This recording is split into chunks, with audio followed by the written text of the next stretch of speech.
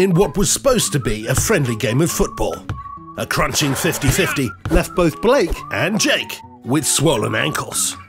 No doubt they were both in pain, but Blake and Jake called different numbers for help.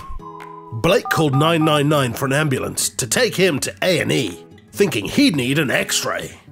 However, Jake wasn't sure what health service he needed. Remembering that 999 is for life-threatening emergencies only, Jake called 111, the free phone number with the right advice. What a guy. 111 advice was rest, ice, compression, and elevation, and to see how it was in the morning. So whilst Jake was enjoying his favourite box set at home, Blake was sat in the A&E waiting area.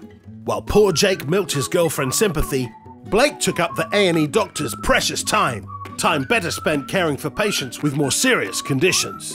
As Jake was enjoying a few games of virtual football with his mates, Blake was leaving A&E with the same advice that Jake was given hours earlier.